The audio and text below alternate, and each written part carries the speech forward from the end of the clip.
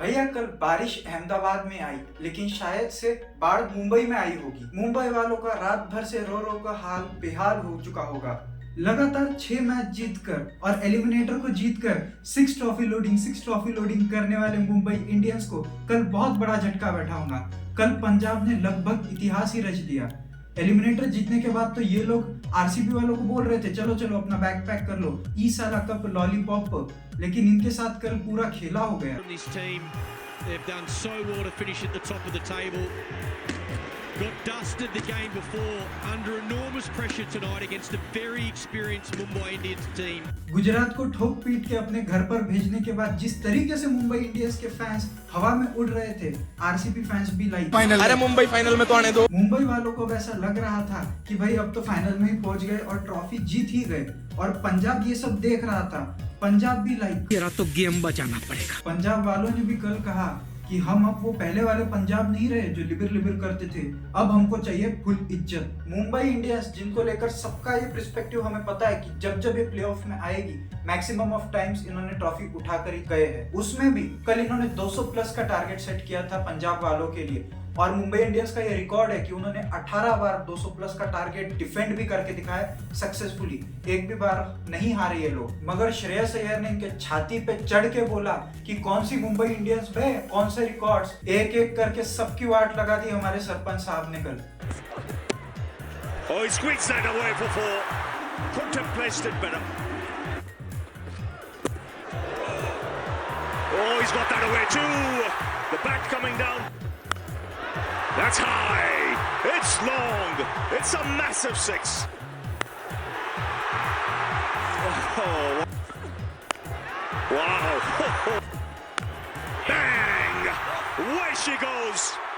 Gets the Punjab. RCB से qualifier 1 हारने के बाद कई सवालों के साथ पंजाब ये क्वालिफायर 2 खेल रही थी, और हर एक चीज का जवाब दिया है श्रेयस अय्यर ने। जिस तरीके का कॉन्फिडेंस उन्होंने पिछले मैच के इंटरव्यू में बताया था, उसी कॉन्फिडेंस के साथ आज उन्होंने मुंबई इंडियंस को हराया है। आज उन्होंने बीसीसीआई को भी एक स्टेटमेंट दिया है कि गलती कहाँ हुई है। कल श्रेयस अय्यर ने जिस प्रकार की खतरनाक पारी खेली है, 41 गेंदों में 87 रन नॉट आउट बनाए हैं, वो बहुत ही उसके चेहरे पर ऐसा कॉन्फिडेंस क्लियर दिख रहा था कि होंगी तुम लोगों के पास 5 ट्रॉफी, होंगे बहुत सारे इंटरनेशनल कैप्टन्स तुम लोगों की टीम में, लेकिन मैं यहाँ अकेला खड़ा हूँ। मैं अपने गुस्से को अपने कॉन्फिडेंस के साथ खड़ा हूँ यहाँ पर तुम लोग को हराने के लिए। We've lost the battle but not the war. कल सरपंच साहब ने किसी चीज का भी लिहाज नहीं किया, पूरा इतिहास बना दिया उन्होंने। 2 ऐसी टीमें अब फाइनल्स खेलेंगी जो 17 साल से ट्रॉफी लेस है, और अब इस बार फाइनली किसी ऐसी टीम के पास ट्रॉफी जाएंगी जो इसके बाद कभी ट्रॉफी लेस नहीं कहलाएगी। अब बात करते हैं पूरे मैच के बारे में कि हुआ क्या क्या। 7 बजे के लगभग टॉस हुआ था, और टॉस जीत के पंजाब ने मुंबई वालों से कहा जाओ जाओ बैटिंग करो, लेकिन बीच में बहुत सारी बारिश आ गई। 9 साढ़े 9 के लगभग ये मैच शुरू हो गया, और मैच शुरू होते से ही रोहित शर्मा, जिनसे एक बहुत एक्सपेक्टेशंस थी कि आज वो बड़ा स्कोर करेंगे, वो भी थोड़े सस्ते में निपट लिए। अब इसकी वजह से क्या हो गया कि प्रेशर क्रिएट होने वाला था मुंबई पे, लेकिन जॉनी ब्रेस्टो जो रिकल्टन के रिप्लेसमेंट में है, भैया ऐसे खेले कि जैसे विकेट गिरा ही ना हो। 3 नंबर पर प्रमोट हुए तिलक वर्मा ने भी एक बढ़िया अच्छा स्टार्ट दिया और उसको कैरी ऑन रखा आगे। स्कोर बोर्ड तो अच्छा खासा चल रहा था मुंबई के लिए, लेकिन विकेट्स भी उसी तरीके से गिर रहे थे। लेकिन जो अच्छी बात थी कि मुंबई अपना टोटल 200 प्लस कर चुकी थी, लेकिन उनके जो हाईएस्ट स्कोरर थे वो सिर्फ 44 पे थे, और जाहिर सी बात है यहाँ पर मुंबई शॉर्ट दिख रही थी 20 से 25 रनों पर, लेकिन मुंबई के पास उनका था ब्रह्मास्त्र यानी कि बुमराह, जो कहीं से भी मैच पलट सकते हैं। पंजाब जब काउंटर करने उतरी तब लगा भी ऐसे कि शायद से मैच मुंबई के फेवर में। अब देखो मुंबई वालों का यार पता नहीं किस चीज का सपोर्ट मिलता है। पहले तो बारिश रुक नहीं रही थी, फिर जैसे ही मुंबई को पता था कि अगर बारिश नहीं रुकी तो पंजाब इनडायरेक्टली क्वालिफाई कर जाएगी फाइनल्स के लिए, क्योंकि पॉइंट्स टेबल में उन्होंने टॉप पे खत्म किया था। तो इस चीज को देखते हुए बारिश भी अचानक से रुक गई। पता नहीं अंबानी जी ने क्या सेटिंग करके रखी होंगी। वही 200 प्लस का टोटल चेस करते हुए पंजाब की स्टार्ट भी कुछ अच्छी नहीं हुई।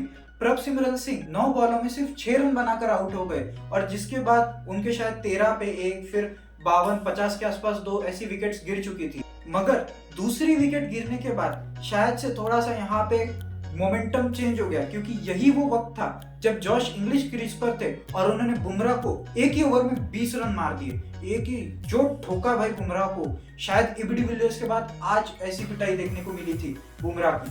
दोनों ही इनिंग्स में जिस तरीके से रन बन रहे थे उसी पेस पर विकेट्स भी गिर रही थी। लेकिन कल सरपंच साहब अपना बेड़ा गर्म करके आए थे। उन्होंने खड़े रह के दिखाया कि भाई तुम लोग विकेट उड़ाओ, कुछ भी उड़ाओ, कोई बैट्समैन रहे या ना रहे, मैं तो ठोकूंगा, मैं तो उठा उठा के मारूंगा सालों सबको। और हुआ भी कुछ ऐसा ही। हालांकि जोश इंग्लिश की विकेट गिरने के बाद थोड़ा सा मामला नीचे आ रहा था, थोड़ा सा पेस डाउन हो रहा था, लेकिन नेहल वडेरा के साथ श्रेयस अय्यर ने डिसेंट सी 82 रन की पार्टनरशिप की, जो कि मैच टर्निंग पॉइंट हो गया।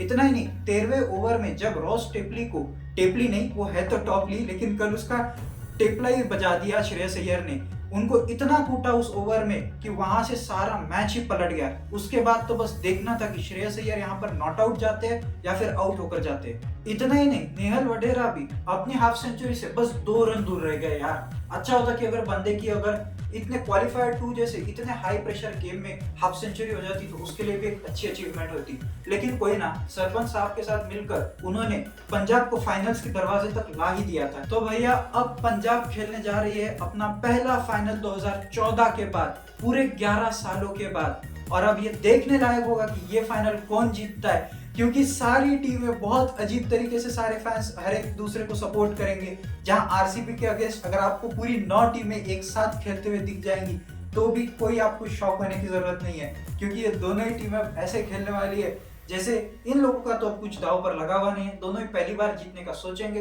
तो दोनों ही अपनी जीत जान लगा देंगे इस टूर्नामेंट को जीतने के लिए, और खेले भी ये लोग चैंपियंस की तरह है।